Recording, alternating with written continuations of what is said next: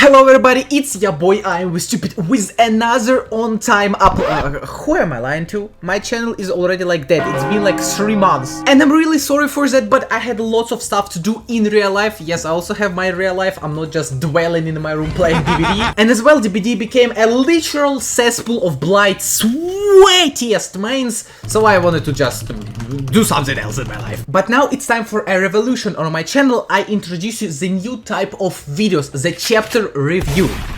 I'll make this video 7 days after the initial chapter release date to just share my opinion how chapter is received by the community. And I do really think this type of content is something, you know, like new for our why am I glazing myself? Obviously, I'm just doing this because I love to rant for 20 minutes straight. Oh, and yeah, almost forgot. This video gonna be divided into like small chapters. It's gonna be the killer, survivor, map, quality of life, and then state of the game chapters. So you can just quickly skip to chapters that you need and yeah, watch it. So, without further ado, let's just jump into the chapter review. Holy, that was actually a rhyme. I'm done.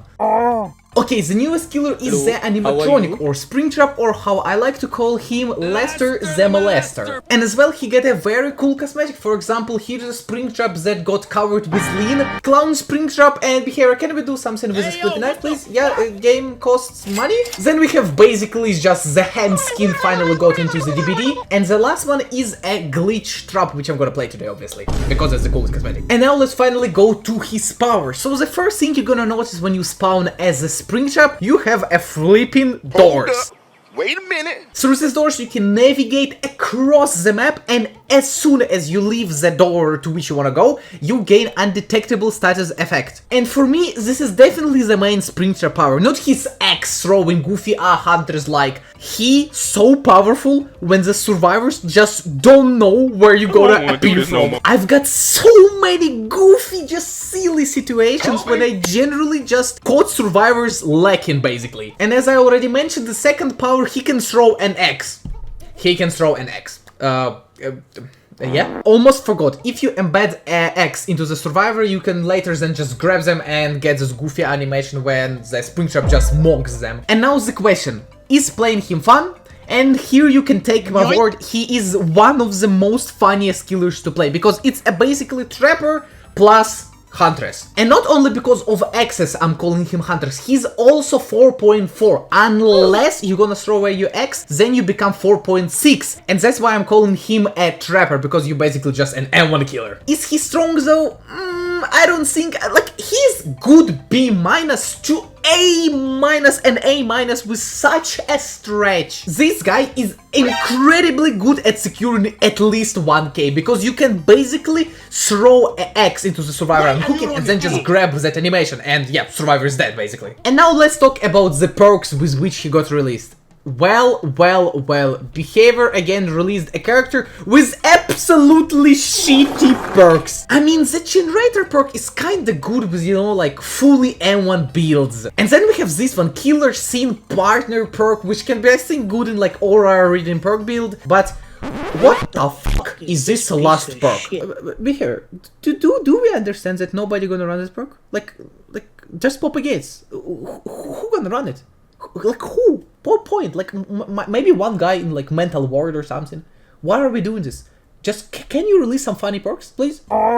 Unfortunately, with this chapter, we didn't get a survivor, a very big missed opportunity by Behavior, I think. But nevertheless, I want to talk about how it feels to play against this character. So first of all, guys, please, if we play Springtrap, we do not DC the game, because I played like 7 games and 5 of Springtrap's DC'd. And I want to just game end myself. And what about looping this character? I feel he's so map-dependent killer like any other. Some maps, he just gonna destroy you. He's just gonna demolish 4k 5 gens.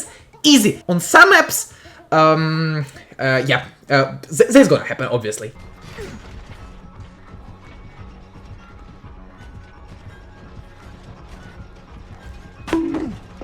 What are we doing? No.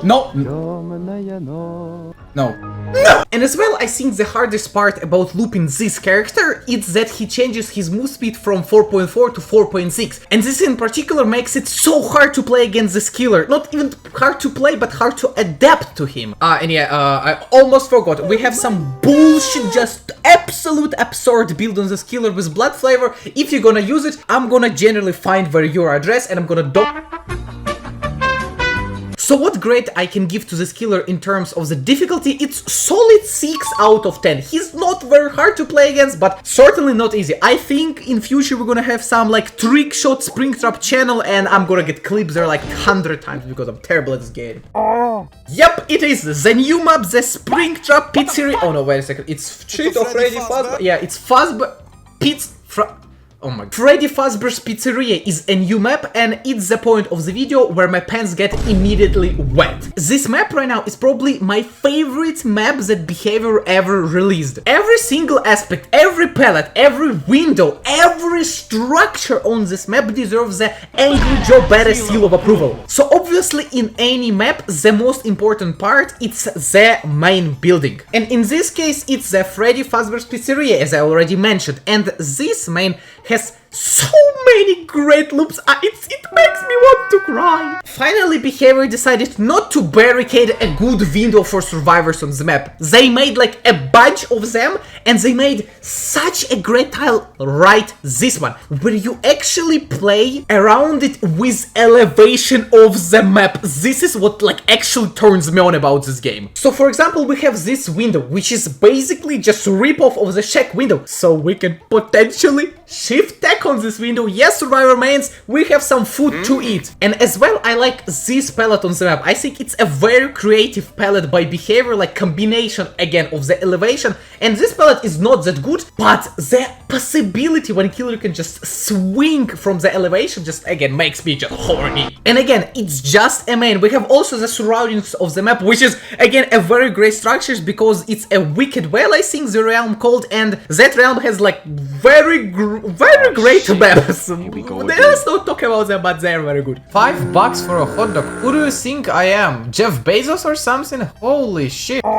First quality of life major update is going next prevention, which sounds so good that I'm like creaming myself right now. But unfortunately, we're not playing any game. We're playing Dead by Daylight, the worst game in 7 seas. And this on paper is very good because no longer we're gonna have guys that just give up on first hook like every single trial. But on other hand, you can no longer escape the basically dead game. And by dead game, I mean that killer already just hooks 3 people and the last guy is just like, you know, like hides in the bushes and does everything not to like get found. So yeah, the update is very bad and I really don't like it. But now you might say, I'm stupid. They as well updated their AFK system. Yes, and now it works like complete fucking trash. Because in scenarios where killer decide to slug 2 people and you're the last like guy standing, you can do nothing basically. You either need to try to open a chest or cleanse a totem. And yes, these 2 updates feel very bad, but finally